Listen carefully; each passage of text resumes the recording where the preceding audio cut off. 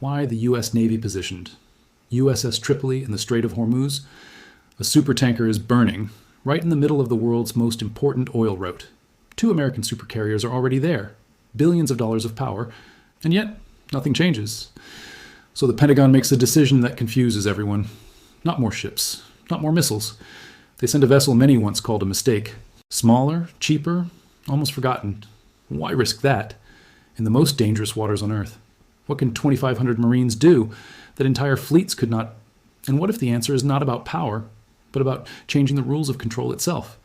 Because this move is not just military, it is economic, and it may decide what happens next in global markets.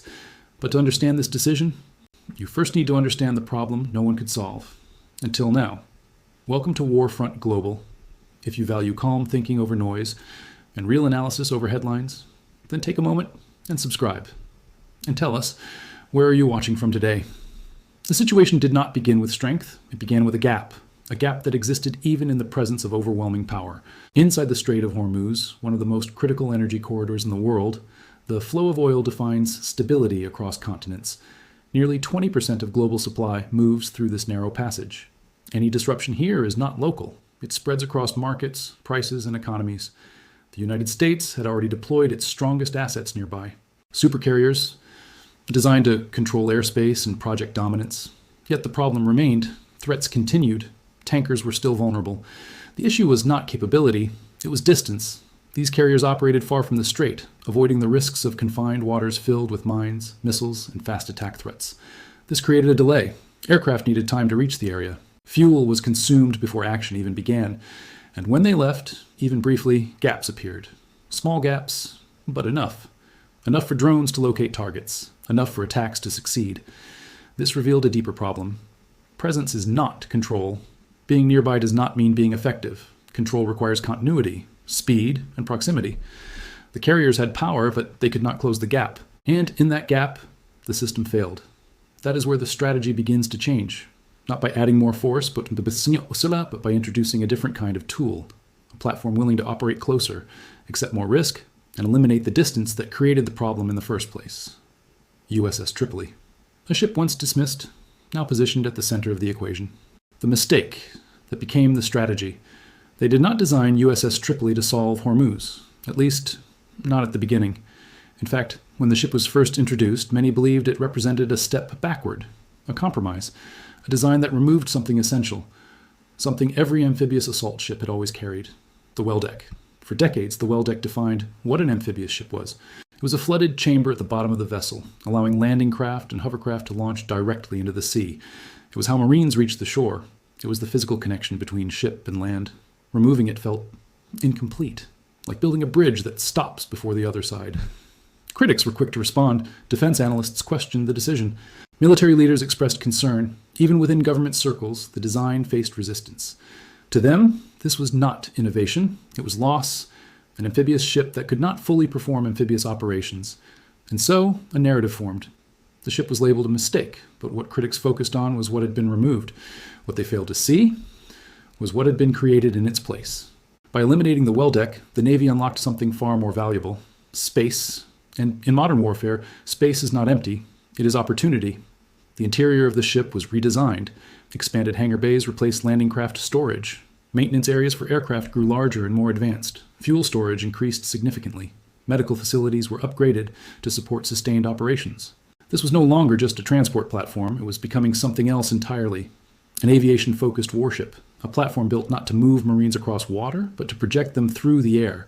This shift changed everything, because the Marines themselves were also evolving.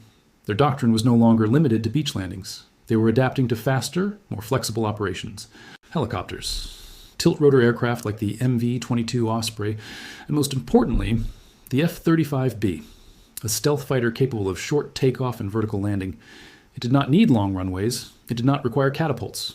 It could operate from a smaller deck and still deliver advanced combat capability. USS Tripoli could carry these aircraft in numbers that surprised even its critics, nearly 20 F-35Bs, on a ship that cost a fraction of a supercarrier. This changed how the ship was understood. It was no longer an incomplete amphibious vessel. It was something new, a pocket carrier, smaller, more flexible, and importantly, more expendable. This word matters. Because in military planning, expendable does not mean unimportant. It means usable. A supercarrier represents strategic weight. It must be protected at all costs. But a ship like Tripoli exists in a different category. Losing it would be serious, but not catastrophic, and that changes the equation.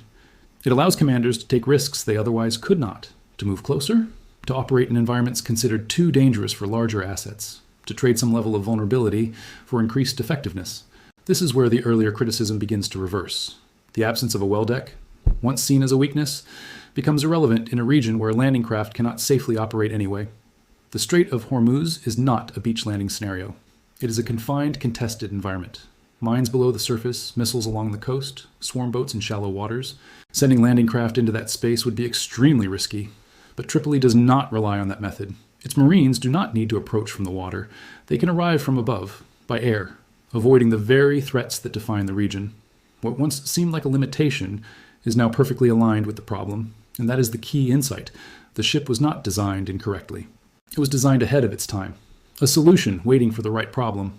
And now in Hormuz, that problem has arrived, because what the carriers could not do, this mistake might achieve, not by matching their power, but by changing how power is applied. Changing the physics of control. The problem in Hormuz was never about firepower. It was about time. Time between detection and response. Time between threat and interception. Time between presence and actual control. The carriers had power, but they were too far away. And distance in warfare creates delay. Aircraft launching from hundreds of miles away must travel before they can act. Fuel is consumed in transit. Time on target becomes limited. And when they leave, even briefly, gaps appear, small gaps.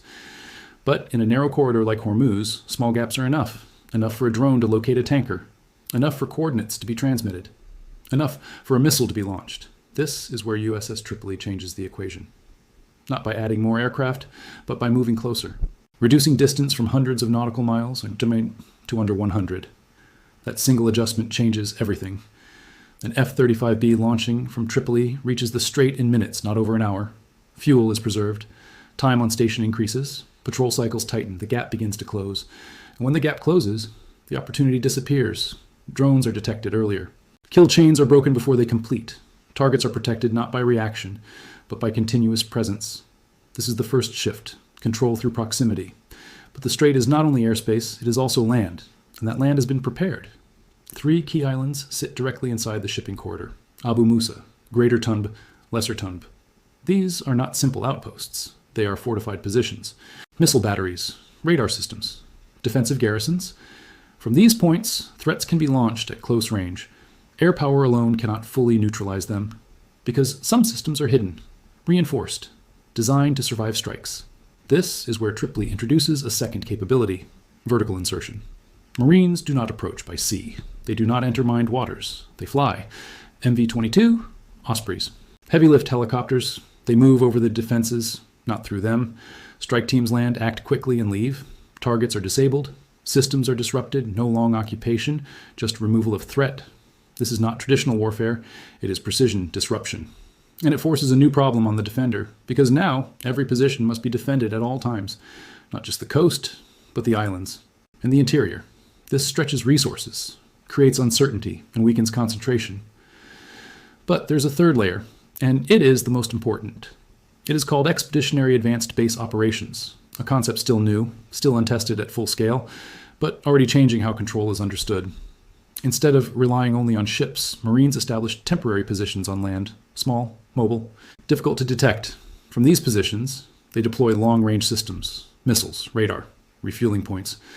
This creates something different, a distributed network, a zone of control that does not depend on a single large platform, but on many smaller ones, harder to target, impossible to eliminate all at once. The result is a shift in physics. Control is no longer tied to where ships are. It is created across space, from air, land, and sea combined.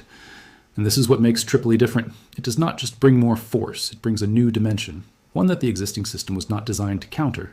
And once that dimension exists, the entire balance begins to change, the strategic dilemma and the economic signal. For decades, Iran prepared for one type of war, a war that comes from the sea, large ships on the horizon, predictable movement, visible targets.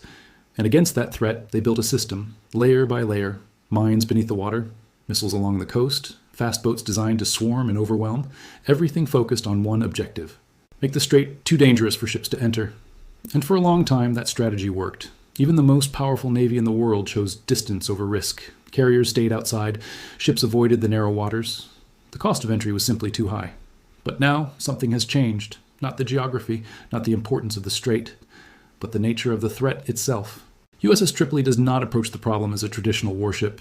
It does not rely only on sea power. It combines air and land in ways that bypass the defenses built over decades. And this creates a dilemma Iran has not faced before. Because now, defending the strait is no longer a single task. It becomes three. Defend the coastline, defend the islands, defend the interior. Each requires resources. Each requires attention, and each pulls forces away from the others. This is the core of the problem. Defense must now be spread out, while the attacking side remains flexible, mobile, unpredictable. And when resources are divided, effectiveness decreases. Gaps begin to appear, not because of weakness, but because of overextension. This is how strategy works at a higher level. It is not always about overpowering the opponent. Sometimes it is about forcing them into impossible choices, where every option carries risk, and every decision creates vulnerability somewhere else. That is the military side. But the real impact extends far beyond it, because Hormuz is not just a battlefield. It is an economic artery. A disruption here does not stay local. It spreads. Oil prices respond immediately to uncertainty. Even the perception of risk can move markets. Insurance companies increase premiums for tankers. Shipping firms delay routes or demand higher compensation. Energy importing nations begin to calculate alternatives, and investors start repositioning capital. This is where the deployment of Tripoli becomes more than a military decision. It becomes a signal that the United States is adapting its approach, that it is willing to operate closer to risk, that it is introducing new methods to maintain control.